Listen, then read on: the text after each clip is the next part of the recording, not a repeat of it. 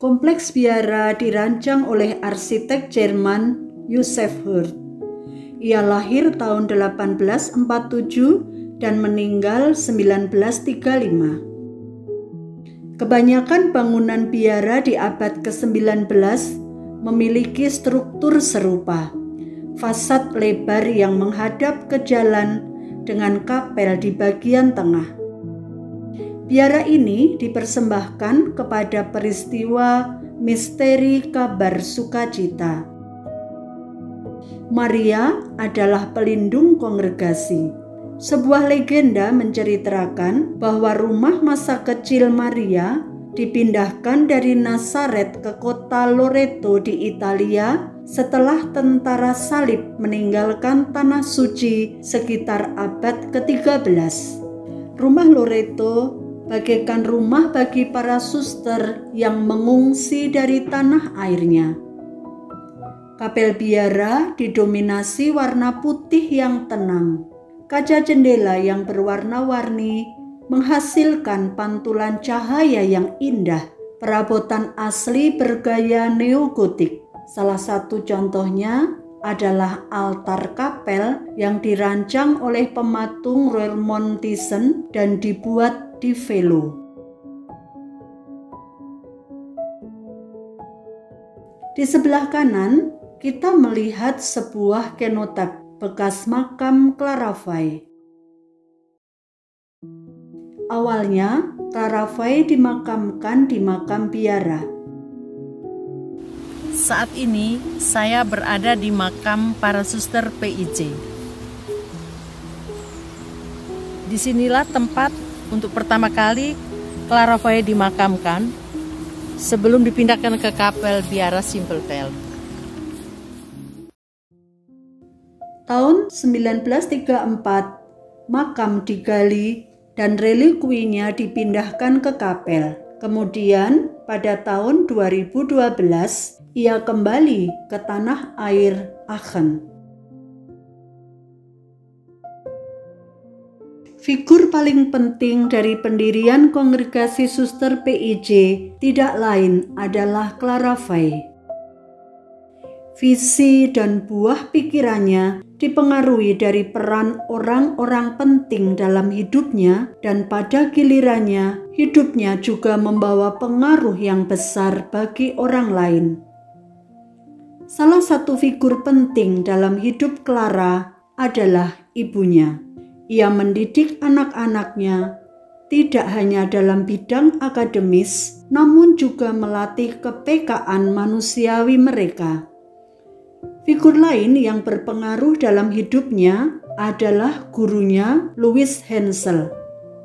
Louis Hensel lahir 30 Maret 1798 di Linum, Mark Brandenburg. Ia meninggal tahun 1876. Ayahnya adalah seorang pendeta evangelis.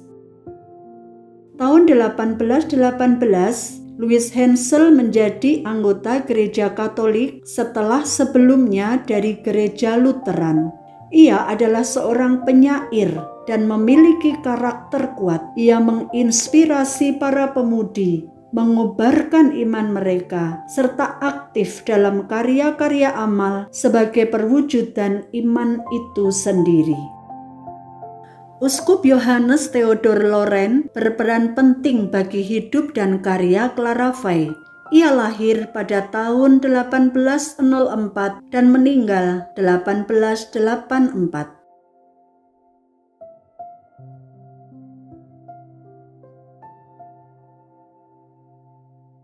Lukisan ini dibuat oleh Joseph Wald.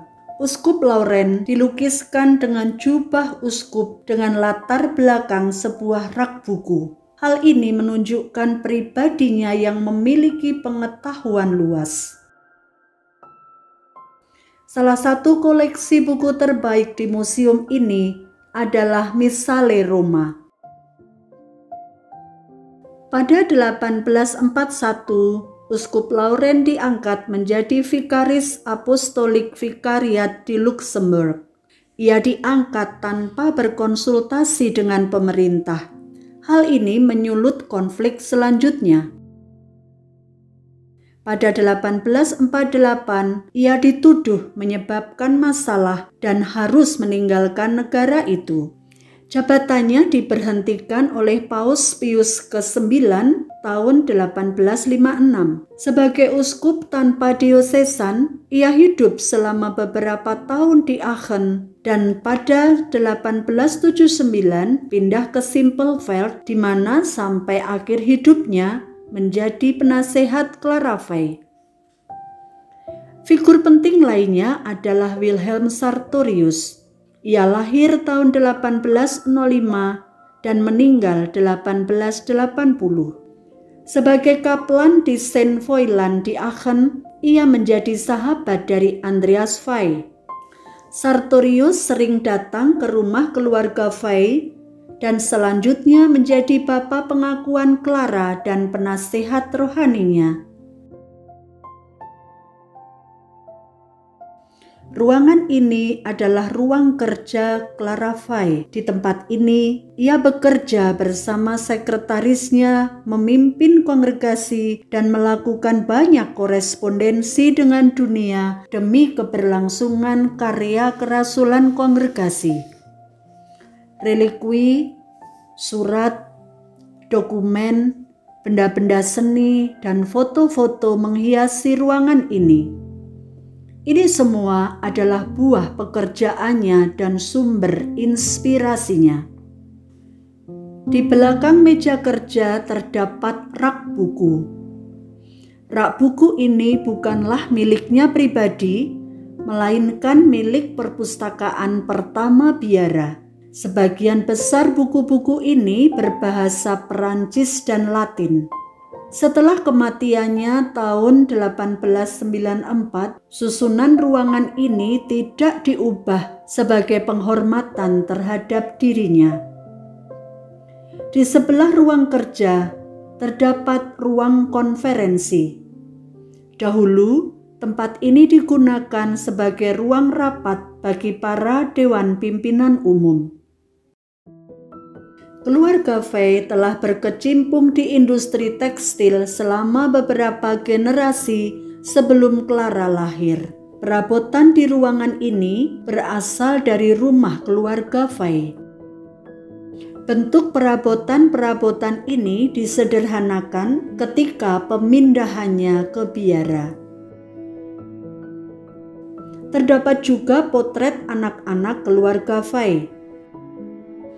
Di samping jam tergantung sebuah kain bersulam dengan para kudus pelindung dari anak-anak keluarga Fay, Santo Yusuf, Santo Andreas, Santa Clara, dan Santa Katarina.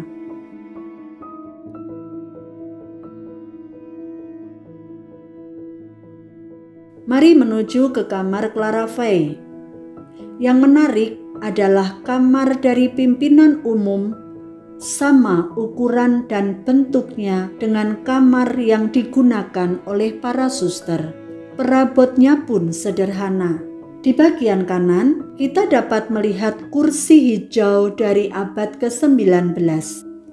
Di kursi ini, Clara Fay menghembuskan nafas terakhirnya pada tanggal 8 Mei 1894. Kertas kecil menunjukkan letak kepala ketika ia meninggal. Pada 5 Mei 2018, Clara Fay dibeatifikasi. Proses beatifikasi segera dimulai setelah kematiannya.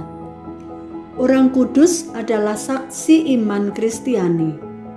Mereka menempuh jalan iman dalam kesatuan dengan Tuhan melalui kebajikan hidup sebagai pengikut Kristus, melalui karisma khusus, atau bahkan melalui kematian. Mereka menginspirasi kita untuk merenungkan iman kita dan kehidupan pribadi kita. Di dinding ini kita dapat melihat 4 plakat yang menunjukkan tahap-tahap proses kanonisasi. Proses resmi penggelaran kudus Clara Fay dimulai pada akhir tahun 1920. Pada saat itu, saksi-saksi sejarah diwawancarai, yakni mereka yang mengenal sosok Clara Fey secara personal. Semua tulisan Clara Fey diteliti dari sudut teologis. Pada tahap pertama ini, Clara Fey disebut sebagai hamba Allah. Setelah itu, meletuslah Perang Dunia Kedua yang berdampak bagi seluruh dunia, sehingga proses beatifikasi pun harus ditunda. Akhir tahun 1960, proses ini kembali dilanjutkan. Clara Fey dinyatakan kudus oleh gereja pada Mei 1991. Gereja secara resmi membeatifikasi seseorang jika melalui perantaraannya terjadi mukjizat dan hal itu diakui oleh gereja. Puluhan ribu dokumen tentang kesaksian para suster dan orang-orang yang mengenal pribadinya, doa dan mukjizat yang terjadi telah menghantar proses ini sampai pada tahun 2018 Clara Fey dibeatifikasi. Mimpi Clara yang telah menginspirasi hidupnya dilukiskan oleh Sane Telo pada 1972. Mimpi inilah yang mengobarkan kerinduan dalam hatinya untuk mencintai anak-anak dan kaum muda yang miskin dan terlantar, mendampingi perkembangan rohani mereka, dan mendidik mereka agar memperoleh masa depan yang lebih baik. Lukisan Clara Fey ini menggambarkan dirinya sebagai seorang wanita muda dengan karisma dan kelembutan. Anak-anak yang berdiri di sampingnya adalah keponakan dari Uskup Lauren. Doa-doa dipanjatkan dengan intensi untuk mempercepat proses beatifikasi. Salah satu langkahnya adalah mencetak buku renungan dan buku doa devosi kepada Clara Fey. Ini adalah dokumen resmi pengukuhan beatifikasi Clara Fey oleh Paus Fransiskus.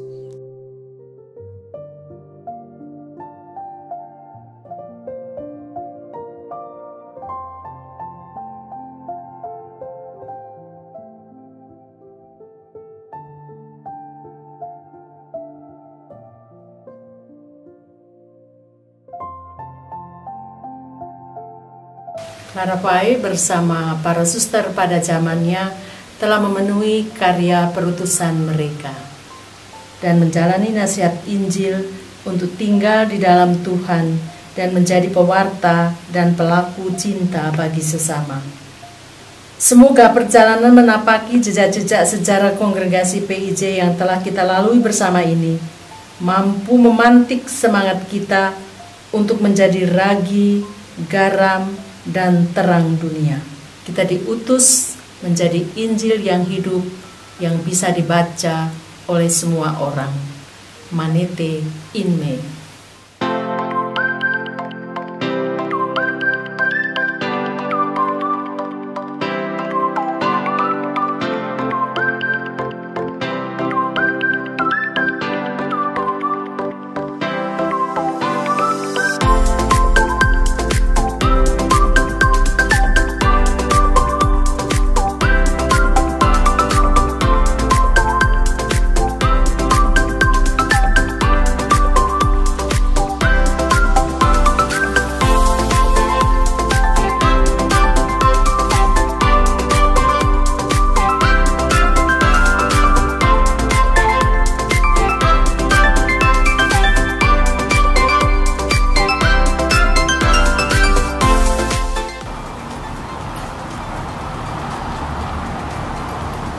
Mobil lewat. Di tempat ini pertama kali biara PIJ Didirikan. Clara Fey bersama para suster pada zamannya telah memenuhi karya perutusan mereka.